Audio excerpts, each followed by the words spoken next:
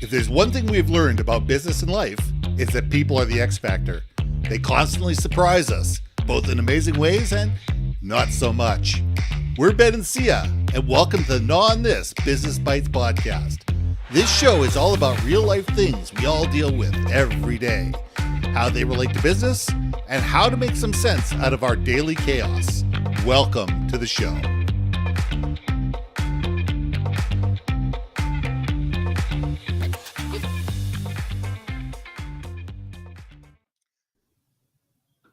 And welcome back to another episode of Gnaw on This Business Bytes. I'm Ben, and this is Syya.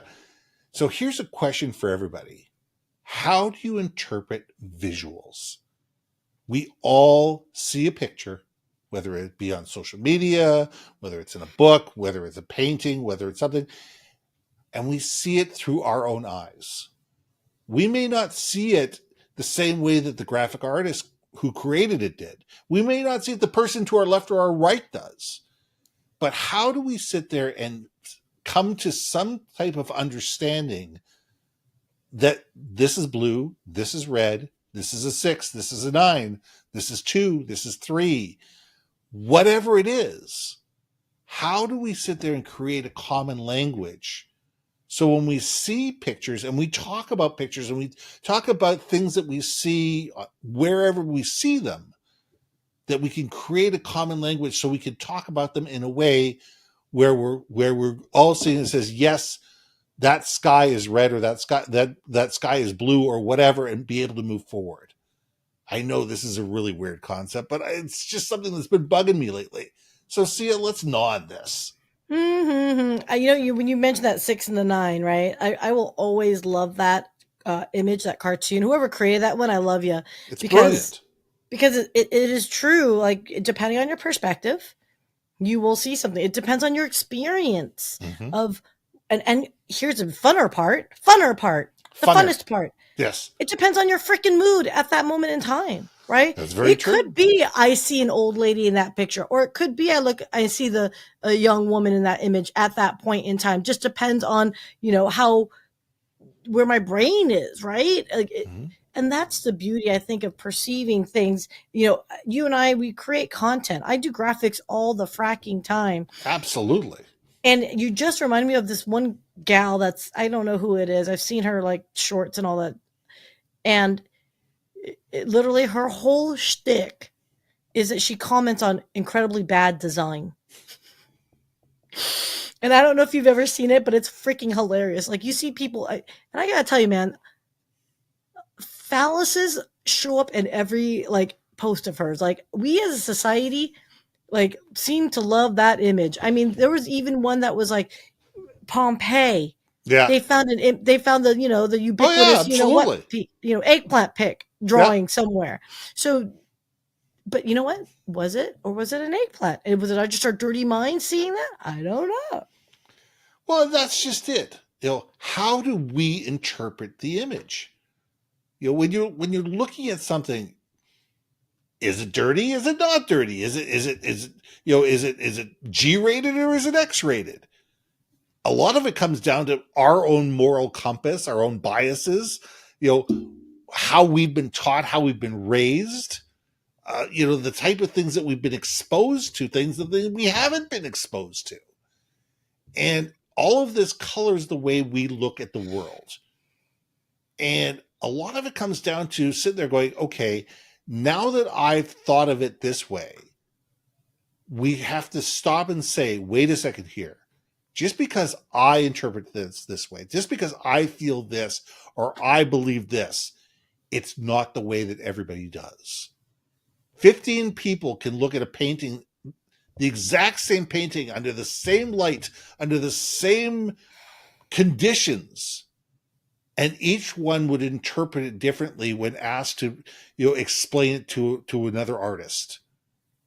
And that's the beautiful thing, is that we live in a world where we interpret based on our own biases, our own feelings, our own needs, our own wants, our own desires, what we want to see, what we don't want to see. And we need to get beyond that and stop thinking that because I think this way, everybody else does, and sit there going, wait a second, what do you see? Oh, really? Why? Wait, I didn't see the young lady. I only see the old lady in the picture.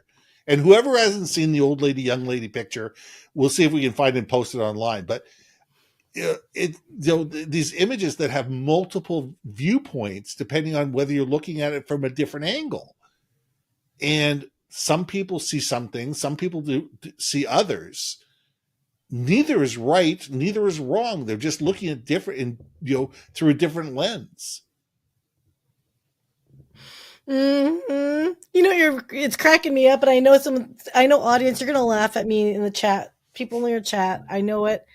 You're reminding me of Westworld.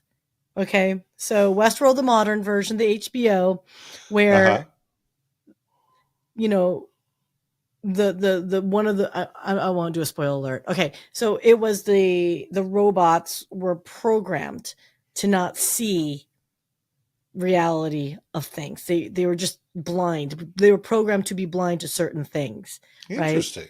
Yeah. So like a human kid was like talking to him saying like, "Oh, I know you're not real." And they programmed to not acknowledge when like the humans would say like you're not real or um in fact one of the scenes was a modern day picture that a human left behind of New York City. Well, obviously, at least season one, it didn't exist. They lived in a western, so Right. a New York City taxi, like, and so one of the robots started like tripping out because it started to get sentient and realize, wait, what is this? This is not real, I cannot and compute this. can't compute it. And then one of the other robots that was still very much in their robotness was like, I don't see anything. And it was just that blindness of things, right? So that is always what kills me, is that blindness. And I think sometimes maybe this is where empathy comes into play, and having a higher EQ is to slow down and try to understand why when you're talking to another human. I'm hoping we're all talking to humans here. Chat, if you're not human, just go and say bot. If you're a bot, do me a favor and hit the say bot in the notes, would you? Yeah, Let us I know was just you're a gonna say, bot.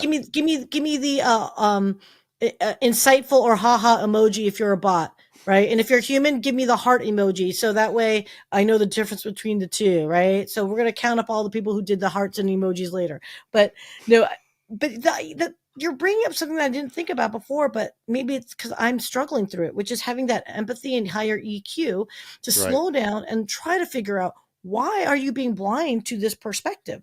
Yeah. Maybe I'm saying that because it's politics seasons. But anyway, that But is, yeah. let's take this on a different tangent as well. Let's take it from the creator's point of view.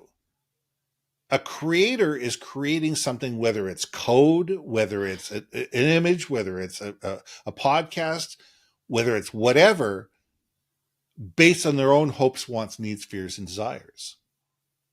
So the question is, when we created this, did we consider that blind people might be engaging with this, or deaf people might be engaging with this, or people that were on some type of spectrum were engaging with this, or people that are colorblind were engaging with this? And did we develop this in such a way that people with different abilities were still able to engage with whatever we've created in a way that would be meaningful to them? More than likely not. Most of us are not that self-aware that we're willing to develop something that is that. I mean, MasterCard created a set of cards, both for their debit card and their MasterCards, with different notches on them. So people who are blind can tell the difference between whether it's a MasterCard or whether it's a debit card. And, what a brilliant thing to do. And it's so simple. I mean, it's just a die cut. It's two very distinct die cuts that are created, and you can die cut every single card out there. It doesn't matter. You don't have to sit there. Well, this person's blind. We have to do a card for him. You just de facto punch the cards, and people that are blind or have some type of difficulty have the ability to say, oh, wait a second, that's a debit card. That's a MasterCard. Great. Yeah. I can tell the difference right from my wallet. It's design needs to consider that my zeitgeist is not everybody's zeitgeist. And Yeah. I keep using this word. I don't know why I keep using zeitgeist, but it just works for me this year. I think I got it from you because I think I used zeitgeist in another episode like fairly recently. I think you did, but I think it's I my did. fault. So, We'll say that zeitgeist is my yeah. fault. Thank you. Thanks for the influence on it. Yeah. So yeah, I think you said something that really struck with me that 99.9% of us are not self-aware. We're not fully aware that Are not as self aware as we probably should be. that's, That's probably a fairer way of saying it. we're not self-aware. Okay. I mean, we can I was trying to be conceptually nice. I think we can conceptually say we're self-aware. But are we intentionally self-aware? Again, I think small population, these are the peoples that like do their journals every day that are really trying to go through whatever they're going through and really looking at it. I think Mm-hmm. folks in therapy are learning to be it because it's top of mind. Yeah. But if you're not top of mind thinking about yourself or improvement, etc., I'm going to go ahead and say it slides off the priority scale. Just it's human nature, I think, to be self-aware of what we're doing. And you're right. You just reminded me. I remember creating a video the other moon cycle ago, and it had some like bright lights that just like boop boop boop boop boop. And I realized during the creation of it, after I already rendered the video, I realized I'm like, that is a strobe light. That's the word I'm looking for. Yeah. Strobe light. People have issues with strobe lights, right? People So ADHD, if you have epilepsy, PTHD, epilepsy, yeah, yep. you bet. A lot of So I people was have like, problems with that. so I was like, son of a sea cook, how to go back, edit, and be aware of it. Now, it wasn't only because, I intended to do it. It was just, it's not self-awareness. It was more of the maybe education. Maybe education helps along with that. So now I avoid anything that might potentially trigger of that nature. Now, words. I trigger a lot of people with my words. I don't know what to tell you, Ben. You choose to be with me. That's all I'm saying. I'm surprised we're not canceled yet. Words are another form of creativity. Yeah. Words are absolutely another form of creativity. And we use words, most of us unintentionally. Most of us are very unintentional with our words. We use words as they come out of our mouth. Yeah. And we don't take a look and sit there and say, okay, how is this word going to be interpreted by the audience in front of us? I mean, that was the most wonderful thing about becoming a keynote speaker, is sitting there going, wait a second here. I'm going to give the same keynote 100 times, but every single time is going to be different because the audience in the room is going to be different. If I'm speaking to engineers, I'm going to use different analogies and talking points than I will with lawyers, to marketers, to salespeople. They all can utilize the same concept, but how you get there with different audiences is critically important, because if I just took the same speech and gave it 100 times, maybe it would truly resonate with 5% of the people. Maybe, if I'm lucky. Yeah. But if I sit there and say, wait a second here, I've got a room full of lawyers that are tax lawyers that care about this. These are the goals. These are who they are. This is what they're trying to achieve by being at this conference. Okay, how can I dovetail my talk to be able to make it relevant to them?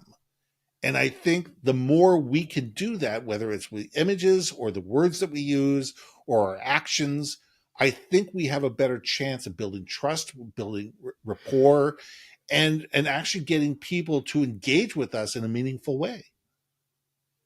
Yeah. I